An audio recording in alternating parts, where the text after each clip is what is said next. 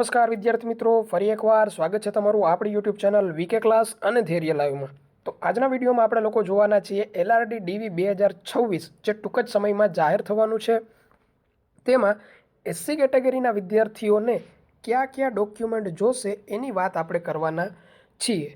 વાત કરીએ એ પહેલાં જો તમે આપણી ચેનલ ઉપર નવા હો તો ફટાફટ આપણી ચેનલને સબસ્ક્રાઈબ કરી લો, જેથી કરીને આપણે PSI કોન્સ્ટેબલ માટે જે DV બાબતે કોઈ પણ માહિતી લાવતા હોઈએ છીએ એ તમારા સુધી પહોંચી શકે।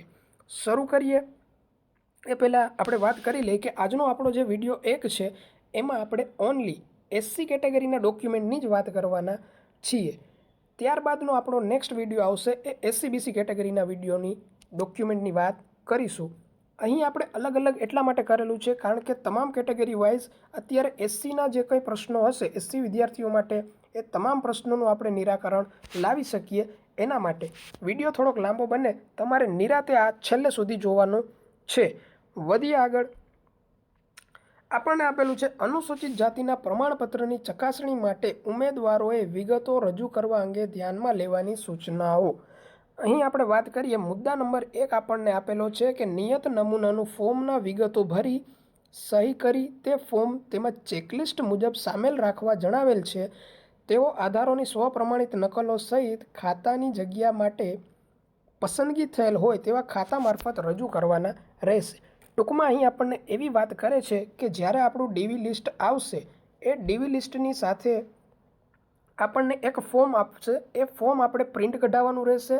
એ ફોર્મની પ્રિન્ટ કઢાવવાની આ વાત કરે છે, એટલે કે અહીં જે ફોર્મની વાત થાય છે એ DVના કોલ લેટર સાથે એક ફોર્મની પ્રિન્ટ કઢાવવાની રહેશે। એ ફોર્મની પ્રિન્ટ સાથે આપણે કયા જે ડોક્યુમેન્ટ જોશે એને ક્રમ વાઇઝ આ રીતે જોઈન્ટ કરવાના રહેશે એની વાત કરેલી છે, જેનું ચેકલિસ્ટ આપણે જોઈએ। પહેલો નંબરનું જે ડોક્યુમેન્ટ છે એ કહે છે કે ઉમેદવારનું શાળા છોડ્યાનું અસલ પ્રમાણપત્ર। ટૂંકમાં ઉમેદવારે પોતાનું LC ઓરિજિનલ LC જે છે એ સાથે લઈ જવાનું રહેશે। નકલ પણ ચાલશે અથવા તો એની ટ્રુ કોપી પણ કરાવી શકો છો, પણ મારા અનુભવ પ્રમાણે જો તમે બંને ત્યાં સુધી ઓરિજિનલ પ્રમાણપત્રો બતાવશો એટલે તમારું DV સક્સેસફુલી થઈ જવાના ચાન્સ છે।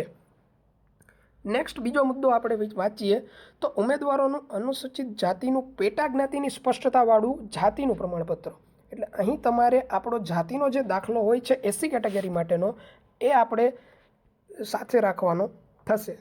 ત્યારબાદ છે ઉમેદવારના પિતાનું શાળા છોડ્યાનું પ્રમાણપત્ર। એટલે તમારે તમારા પિતાનું જે LC હશે એની પણ અહીં જરૂર પડશે।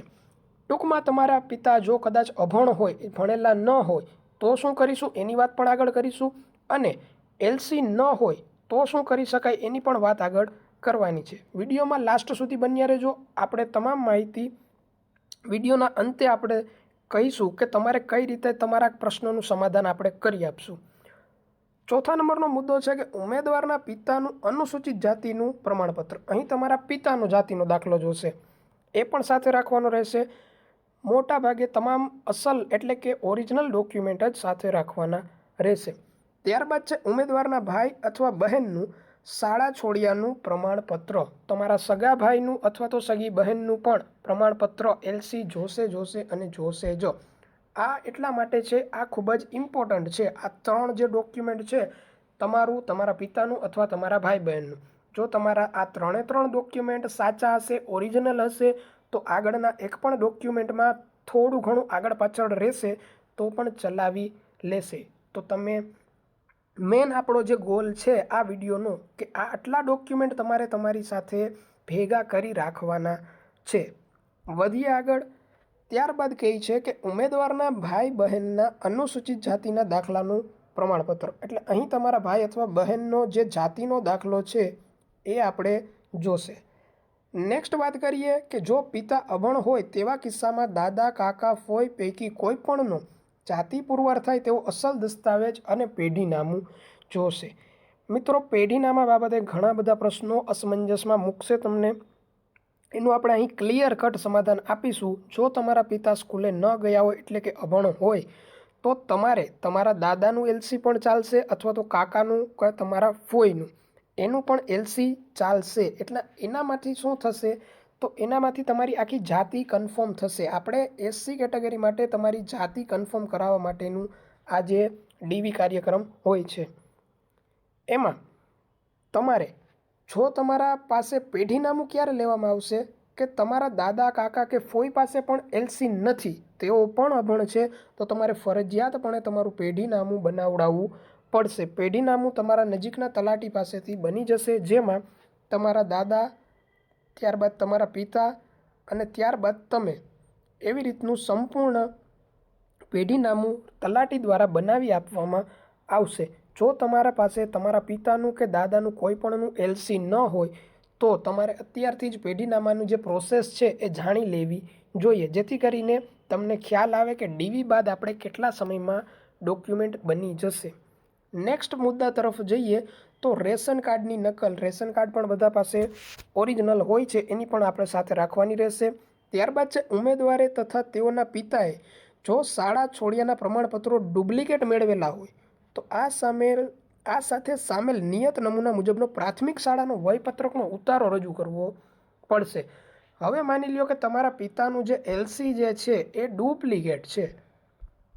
તમને ખ્યાલ હોય તો એલસીમાં તમે જોશો એટલે ડુપ્લિકેટનો સિક્કો મારેલો હોય છે, અથવા તો તમારું જે એલસી છે એમાં પણ ડુપ્લિકેટનો સિક્કો મારેલો હોય છે. તો જો એવું રહેશે તો તમારે લોકોએ તમે જે પહેલું ધોરણ તમે જ્યાં ભણેલું છે ત્યાં જઈ તમારે પ્રાથમિક શાળાનો વયપત્રક ફરજિયાતપણે ઉતારવો પડશે. પહેલું ધોરણ તમે લોકો જ્યાં ભણેલા હોય અથવા તમારા પિતા જ્યાં ભણ્યા હશે એ સ્કૂલેથી જ તમારો શાળાનો વયપત્રકનો નમૂનો બનશે. ત્યાં સુધી કોઈ પણ શાળામાં બનશે નહીં. તો તમારે તમારા પિતાની સ્કૂલ પણ જાણી લેવી જોઈએ અને તમારી સ્કૂલ પણ. જો તમારું એલસી ડુપ્લિકેટ હોય તો ખાસ ધ્યાન રાખજો. ડુપ્લિકેટની વાત કરું છું, ઓરિજિનલ હોય એને કોઈ પણ જાતની ચિંતા કરવાની નથી. અને જો કોઈ પણ તમારા પ્રશ્નો રહી જાય તો તમે આપણા ઇન્સ્ટાગ્રામ પેજને ફોલો કરી આપો, જેમાં પર્સનલી ડીએમ કરશો, હું તમારા તમામ પ્રશ્નોના જવાબ આપીશ. તમારું ડીવી કન્ફર્મ ક્લિયર કરાવડાવવાની જવાબદારી આપણી ચેનલની છે. વધીએ આગળ એ પહેલાં, જો ઉમેદવારના પિતાની તથા ઉમેદવારના ભાઈ બહેનની અટક નામ, પેટા જાતિ અલગ અલગ હોય તો તે અંગેનું સોગંદનામું તમારે રજૂ કરવું પડશે. હવે માની લ્યો કે તમારા પિતાની જે અટક હોય અથવા તમારા ભાઈની જે કે અથવા બહેનની જે અટક હોય એમાં કાંઈ પણ નાનો એવો ફેરફાર હોય તો તમારે એનું સોગંદનામું કરાવવું પડશે. તેમાં તમે લોકો જોઈ લેજો કે તમારું બધા જે ડોક્યુમેન્ટ છે અથવા તો એમાં તમારા જે એલસીમાં જે જાતિ છે એ તમારા ભાઈમાં છે, તમારામાં છે, એ બધી જાતિ ક્લિયર હોય, બધા સેમ જાતિ આવતી હોય તો તમારે કોઈ પણ જાતનું ટેન્શન નથી. પણ જો તમારી જાતિમાં થોડો ઘણો ફેરફાર હોય, પેટા જાતિની વાત કરું છું, અનુસૂચિત જાતિની પેટા જાતિઓ પણ ઘણી બધી આવતી હોય છે, એમાં જો તમારા સગા ભાઈ અથવા બહેનની પેટા જાતિ અલગ હોય, તમારી પેટા જાતિ અલગ હોય તો તમારે લોકોએ એનું સોગંદનામું કરાવવું પડશે અને એ ત્યાં રજૂ કરવું પડશે. જેટલા આપણે વધુ ડોક્યુમેન્ટ લઈ જશું એટલું જ આપણું પારદર્શક રીતે આપણું ડીવી કમ્પ્લીટ થશે. ત્યારબાદનો છે 11મા નંબરનો જે મુદ્દો છે એ ખૂબ જ અગત્યનો ન કહી શકાય, જેમાં આપણને વાત કરેલી છે કે 10/8/1950થી 12 પડ્યાની તારીખ પહેલાં ગુજરાત રાજ્યમાં કાયમી વસવાટ ધરાવતા હોય અને રેવન્યુ કાર્ડ આધારિત પુરાવા પ્રમાણિત નકલ કરવાના છે. આની વાત આપણે લોકોએ જ્યારે આપણું ડીવી મેરિટ લિસ્ટ આવી જશે તેના બાદ આપણે ડિટેલમાં કરીશું. મોસ્ટ ઓફ ઇમ્પોર્ટન્ટ જે ડોક્યુમેન્ટ છે એ મેં તમારી સમક્ષ રજૂ કરી દીધા છે કે એટલા ડોક્યુમેન્ટ તમારે લોકોએ ભેગા કરી રાખવા જોઈએ. જો તમે હજી સુધી આપણી ચેનલમાં નવા હોવ અને આપણા જે લેક્ચરમાં જે મેં વિડીયો એનાલિસિસ મૂકેલા છે કે એલઆરડીનું ડીવી કેટલા માર્ક્સ આવી શકે છે, એલઆરડીનું ફાઇનલ મેરિટ કેટલા માર્ક્સ આવી શકે છે, એ તમામ એકેડેમીનું એનાલિસિસ બાદ મેં આ વિડીયોનું એનાલિસિસ તમારી સામે મૂકેલું છે. પીએસઆઈ મેરિટ કેટલું રહેશે એ તમામ બાદ આપણે ફેક્ટર વાઇઝ શું કામ રહી શકે છે તેની વાત કરેલી છે. એ તમેની લિંક આપણા ડિસ્ક્રિપ્શનમાં જોવા મળી જશે, ત્યાંથી તમે લોકો જોઈ શકશો. વધીએ આગળ, મુદ્દા નંબર 12 એ પણ એવું કહે છે કે જ્યારે આપણે 1960માં મુંબઈ રાજ્ય અને ગુજરાત રાજ્યની અલગ થયા બાદના જે કોઈ પુરાવા છે એની વાત કરેલી છે, એ પણ આપણે ડિટેલમાં ડીવી આવશે ત્યારબાદ કરીશું. અને ત્યારબાદના 3 અને 4 મુદ્દા એ આપેલા છે કે જો કોઈ પુરાવા એવું કહે છે એમાં કોઈ કિસ્સામાં અસલ આધારો ચકાસણી ખરાઈ માટે રૂબરૂ રજૂ કરવા જણાવવામાં આવે તો નિયત તારીખ અને સમયે ઉમેદવારે રૂબરૂ ઉપસ્થિત રહેવાનું રહેશે. ટૂંકમાં ડીવી તમારું કમ્પ્લીટ આપી દો છો ત્યારબાદના દિવસો પછી એમાં કોઈ પણ જાતની ભૂલભાલ જણાય છે તો એની કન્ડિશન તમારી સામે મૂકેલી છે કે ભાઈ આ ડોક્યુમેન્ટમાં આ વાંધો છે તો તમારે રૂબરૂ અને જે પુરાવા સાથે તમારે જે તે સ્થળે હાજર રહેવું પડશે એની વાત કરે છે. ઉમેદવાર દ્વારા જે કોઈ આધાર પુરાવા રજૂ કરવામાં આવે તેની પ્રાથમિક ચકાસણી થયા બાદ જરૂર જણાય તેવા કિસ્સામાં વધારાના આધાર પુરાવા રજૂ કરવા ઉમેદવારોએ વધુ પુરાવાઓ પણ આપવા પડી શકે છે. ટૂંકમાં ત્યાં તમારા પિતાનું એલસી અથવા દાદાનું એલસી અથવા તો એમને પણ રૂબરૂ બોલાવી શકે છે અને તમારા જાતિ વિશેના પ્રશ્નો તે પૂછી શકે છે કે એ જાતિ કન્ફર્મ કરવા માટે કે ખરેખરમાં તમે અનુસૂચિત જાતિમાંથી જ આવો છો કે નહીં. અહીં ડોક્યુમેન્ટ વેરિફિકેશન જાતિ વાઇઝ કરવાનો એ જ છે, એ જ મેઇન ઉદ્દેશ્ય હોય છે. વધીએ આગળ ત્યારે આપણી ચેનલમાં અત્યારે હાલમાં સંપૂર્ણ વિજ્ઞાન સીસી માટે બિલકુલ ફ્રી ચાલુ છે. તમારે એક પણ જગ્યાએ જોવાની જરૂર રહેશે નહીં. MCQ નહીં પણ ટૂંકમાં ટોટલ થિયરી આપણે ભણાવેલી છે સંપૂર્ણ વિજ્ઞાનની. પરમાણુનો લેક્ચર છે, ધ્વનિ છે, પ્રકાશ, પરાવર્તન, વક્રીભવન છે.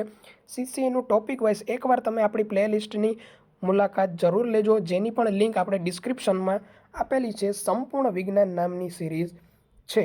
તો આ હતું આપણું સંપૂર્ણ એસી માટેના જે ડોક્યુમેન્ટ જરૂરી મેન ડોક્યુમેન્ટ છે એ તમારે લોકોએ સાથે રાખવાના છે.